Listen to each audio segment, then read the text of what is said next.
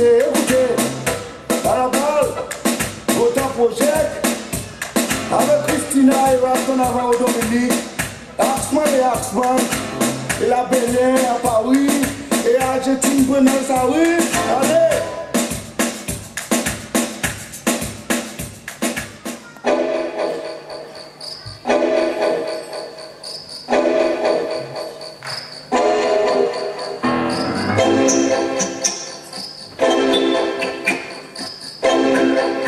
Santa María de los Buenos Aires.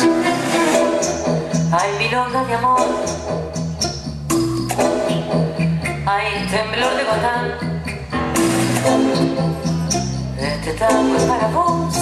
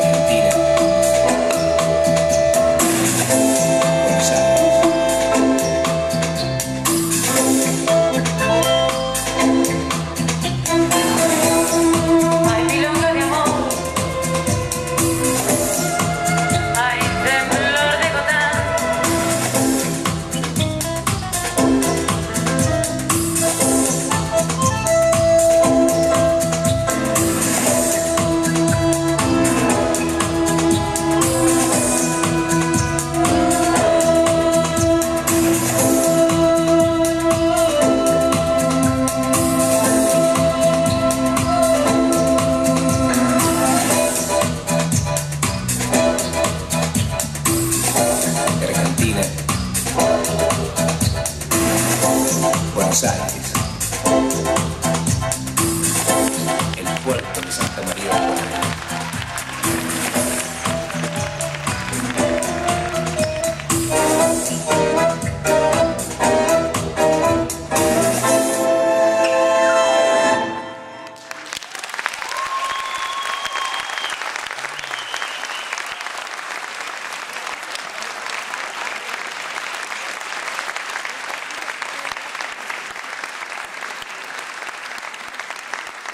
Може ли рожден ден без изненада, а особено юбилей? Не, нали? Това беше и нашата изненада тази вечер. Не знам колко от вас са разпознали в лицето на тези две млади прекрасни дами, дъщерите на семейство Радеви, Радостина и Лилия.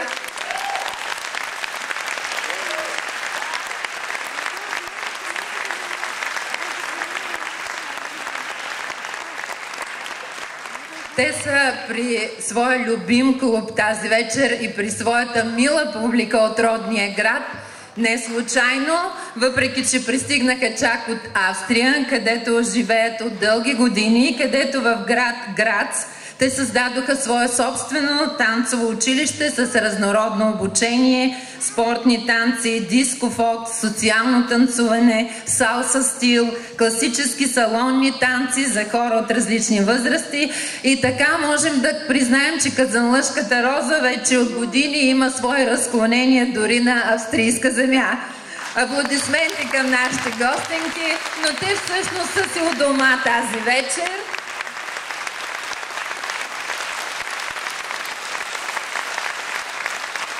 Чакайте.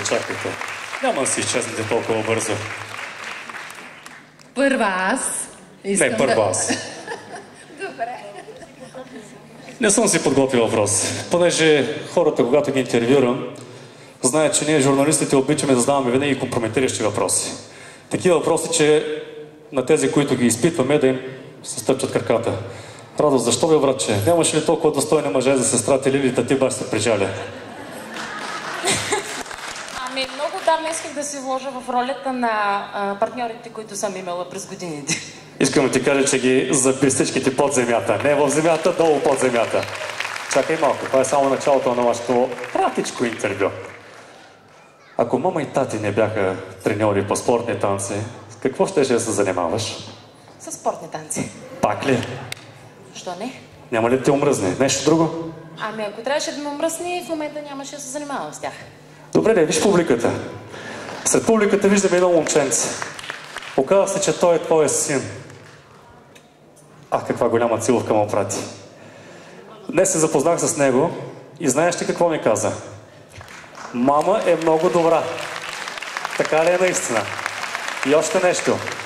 Смяташ ли да предадеш това, което си научила през дългите години на сцената и на Лука, за да може той да поеме щафета и така поколение, да разберат в Австрия, че в България има спортни танци? Надявам се интереса на сина ми да е толкова, колкото и моя. В момента проявява определено интерес. Задължително ще се занимава с танци. Речено, сторено. Добре, оставям тема. Дали иска или не иска? Това ще бъде. Мама като каже край. Нали знаете, мъже е главата, обаче врата е жената. Така че оттам нататък сещайте се сами. Сега ти предоставяме думата, Нина. Все пак, нека да дадем малко възможност на Радост да се почини от тези изнурителни въпроси. Евентуално може по-късно. Тя има страхотен тренинг. Няма да изморим лесно. Лили, ела насам. Лили познавам като много емоционална и въпреки, че тя изчети половината книги от библиотеката, в която работех, ето, че не се посвети на българската филология, а на танците, но това е избора на сърцето. Лили, какви чувства те вълнуват тази вечер? И преди това, кажи първо, сред такъв пъстър набор от танци, кой беше твой любим? Имаш ли си такъв? Нямам любим танци, всички са ми любими. Сигурно. Много съм щастлива, много съм горда, че не съм част от това 20 годишен юбилей. Много съм щастлива, че всички, всички са тук, не всички, почти всички. И се радвам, че след това ще можем да се наговорим и да се натанцуваме. Благодаря на всички, че са тук още един път. Моля вашите горещи аплодисменти още веднъж за Радост и Лили. Нека да ги изпратиме, те ги заслужават. Благодаря и аз.